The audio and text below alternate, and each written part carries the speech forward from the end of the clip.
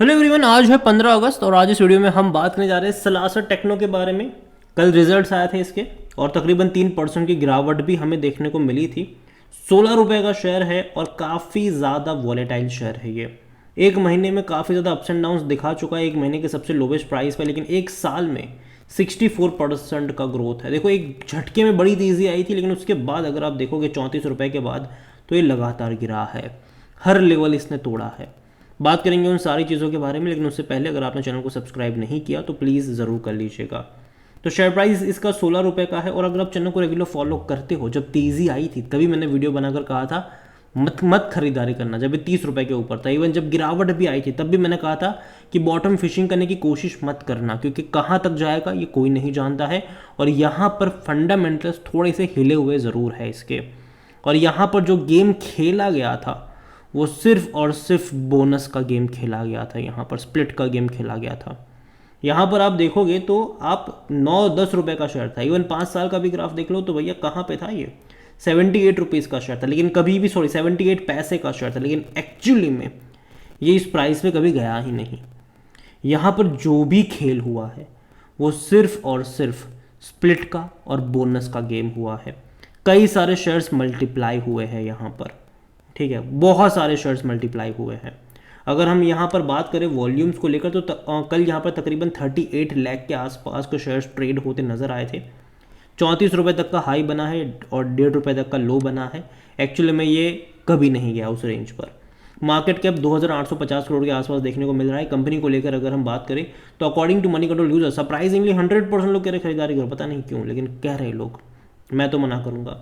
और जहाँ तक देखा जाए तो देखो, इनसाइडर ट्रांजैक्शन सिर्फ और सिर्फ बिकवाली के हैं, प्रमोटर की तरफ से भी और प्रमोटर ग्रुप की तरफ से भी, सिर्फ और सिर्फ बिकवाली के हैं। और ज़्यादातर बिकवाली आपको देखने को बड़ी बड़ी क्वांटिटी में देखने को मिल रही है। तो प्रमोटर लगातार बेच रहा है, यहाँ पर लगातार बेच रहे हैं प्रमोटर। पता नहीं लोगों को क्यों क्यों खरीदारी करें, लेकिन प्रमोटर तो यहाँ पर बेच रहे हैं। और जैसे कि मैंने कहा कि जो खेल चला है वो बोनस का चला है। 2021 में अगर आप देखोगे तो इसने क्या करा, एक के ऊपर एक शेयर फ्री दे दिया। फ्री मतलब प्राइस एडजस्ट हुआ। जैसे कि मान के चलो कि उस टाइम पे, फॉर एग्जांपल दे रहा हूँ, ठीक है, कि ये 200 रुपये का शेयर था, ठीक है, और इसने एक पर एक दे दिया तो प्राइस एडजस्ट होकर 100 रुपये का हो गया। और आपका शेयर अगर मान लीजिए कि आपके पास एक शेयर था तो वो 2 शेयर हो गए। इतना ही नहीं, 2022 में इसने एक शेयर के 10 शेयर कर दिए, जिसका मतलब ये हुआ कि 200 रुपये का जो शेयर था उसको पहले 100 रुपये का मतलब यहाँ पर कर दिया, ठीक है। उसके बाद स्प्लिट में एक का 10 कर दिया, मतलब क्या हुआ, वही 100 रुपये का शेयर हो गया फिर 10 रुपये का। जाहिर सी बात है, प्राइस है 200 का ही लगेगा, ठीक है, लेकिन इतने सारे शेयर मल्टीप्लाई हो गए कि प्राइस उसकी हो गई 10 रुपये की।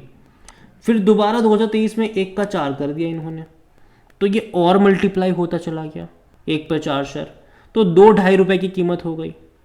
तो वो सोचिए, प्राइस है 200 का ही, ठीक है, लेकिन इतने सारे शेयर मल्टीप्लाई हो गए कि आपको एडजस्टेड प्राइस इसका 2 या 2.5 रुपये हो गया। तो अभी अब ये सोचो कि 200 रुपये का प्राइस अगर 2-2.5 रुपये हो जाता है तो अभी भी ये 16 रुपये पर ट्रेड कर रहा है। तो एक्चुअली में कितना प्राइस यहाँ पर आपको एडजस्ट होता नज़र आया है। और जहाँ तक इसके नंबर्स के बारे में देखें तो ये जो नंबर्स है वो लाखों में है, करोड़ों में नहीं।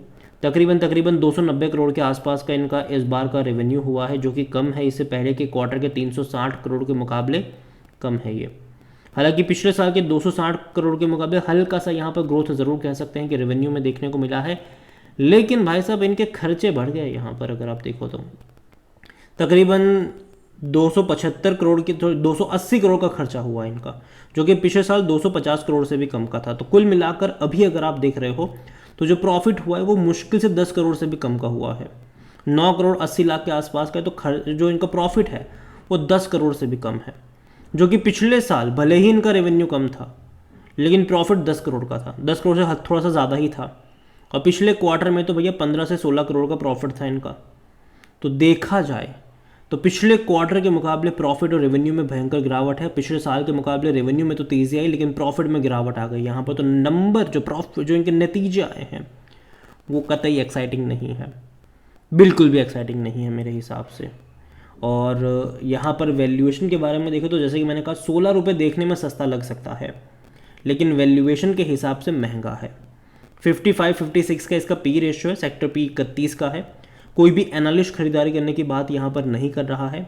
और फाइनेंशियल्स अगर आप देखोगे इसके, तो जैसे कि हमने देखा कि नंबर जो है वो उतने अच्छे नहीं आए हैं, ठीक है। 300 करोड़ का इनका रेवेन्यू हुआ करता था 16 से, मतलब पिछले 2 क्वार्टर में इनका जो प्रॉफिट था वो 16 करोड़ के आसपास का था। इस बार घट के 10 करोड़ से भी कम हो गया, जो कि पिछले साल के मुकाबले भी कम नज़र आया है, जो कि नतीजे उतने अच्छे नहीं। शेयर होल्डिंग के बारे में देखें तो प्रमोटर की होल्डिंग 57.04% की है, और प्रमोटर अगर आप देखो तो लगातार बेच रहे हैं। दिसंबर में 63.07% की होल्डिंग थी, जून में ये 57 पर आ गए यहाँ पर। तो भैया बिकवाली तो लगातार करी है, लेकिन प्रमोटर की थोड़ी सी होल्डिंग गिरवी भी है, 2.36% प्रमोटर की होल्डिंग गिरवी भी है इनमें से। इंस्टीट्यूशन में म्यूचुअल फंड और डोमेस्टिक वाले खरीदारी नहीं कर रहे, वो दूरी बनाए हुए यहाँ पर आराम से। एफआईएल्स देखोगे तो पहले इन्होंने, मतलब पहले 8.85% पे थे, लगातार बेच कर ये 3% पर आए थे एक ही क्वार्टर में। बाद में पिछले 2 क्वार्टर में खरीदारी जरूर करी, लेकिन अभी कुल मिलाकर 6.67% की होल्डिंग है। लेकिन जो खरीदारी ज़्यादा कर रहा है वो रिटेल इन्वेस्टर ही है यहाँ पर। जो भी प्रमोटर ने बेचा, एफआईएल्स ने बेचा, वो सिर्फ और सिर्फ रिटेल इन्वेस्टर नहीं खरीदा है। जो होल्डिंग रिटेल इन्वेस्टर की पहले 14.86% की थी, और जो अदर पार्टीज थे उनकी 13.22% की थी, आज होल्डिंग अदर पार्टीज ने भी बेचा, 13.22 से घटकर वो भी 12.77% पर आया। सब कुछ खरीदा है रिटेल, जो छोटे निवेशक है 23.32% पर आ चुके हैं वो लोग। जो कि देखा जाए तो भैया बहुत बहुत बहुत ज़्यादा यहाँ पर रिटेल इन्वेस्टर को माल चिपकाया गया है। प्रमोटर ने बेचा, वो सब इन्होंने ही खरीदा है। एफआईएल्स की भी जो बिकवाली हुई वो भी इन्होंने ही खरीदी है। अदर पार्टीज़ ने भी जो बिकवाली करी वो भी इन्होंने ही खरीदी है। तो ये एक अच्छा साइन नहीं है मेरे हिसाब से। तो यहाँ पर ओवरऑल अगर मैं बात करूँ इस कंपनी को लेकर, तो देखो 16 रुपये का शेयर देखने में सस्ता लग सकता है, लेकिन एक्चुअली में है नहीं। और अगर आप चैनल को रेगुलर फॉलो कर रहे हो, जब से ये गिर रहा था तब से मैं इसके ऊपर वीडियो बना रहा हूँ। मैंने कहा है कि मैं 1-2 दिन की तेज़ी पे भरोसा बिल्कुल भी नहीं करूँगा। मैं यहाँ पर दूर से सलाम करना पसंद करूँगा कि भैया जाओ, यहाँ पर पढ़ना मत यहाँ पर। और अभी भी मेरा वही रवैया है कि भाई साहब जल्दबाजी मत करना। ये मत सोचना कि यार शेयर 34 रुपये से गिरकर नीचे आया है, मैं खरीदारी कर लूँ। नहीं, तो ये भी सोच लेना कि 9-10 रुपये का शेयर था, जो अभी भी 16 पे ट्रेड कर रहा है। इवन ये उससे भी कम प्राइस में मिल रहा था, और फंडामेंटल में कोई इतना बड़ा चेंज आया नहीं है यहाँ पर। और यही वजह है कि इतना ही कहूँगा कि दूर बैठो, तमाशा देखो। देखने में 16 रुपये सस्ता लग सकता है, लेकिन जैसे कि मैंने आपको 200 रुपये का 2.5 रुपये का जो कैलकुलेशन मैंने आपको समझाया, आप सोचो कि अभी भी मतलब ये 16-16.5 रुपये पे ट्रेड कर रहा है। तो एक्चुअली में कितना प्राइस एडजस्ट हुआ है आप ये सोचिए यहाँ पर, जो कि काफ़ी हाई है। और यही वजह है कि देखने में सस्ता है, वैल्यूएशन के हिसाब से महंगा है ये। तो अगेन ये मेरा पर्सनल ओपिनियन है, कोई भी इन्वेस्टमेंट एडवाइस नहीं है। ये वीडियो को यहीं पे एंड करता हूँ। पसंद आया हो तो लाइक करो, शेयर करो। चैनल वगैरह पहली बार है तो प्लीज़ सब्सक्राइब करो। लास्ट टैक्नो के बारे में आप क्या सोचते हैं वो भी आप मुझे कमेंट में लिख के बता सकते हैं। Thank you.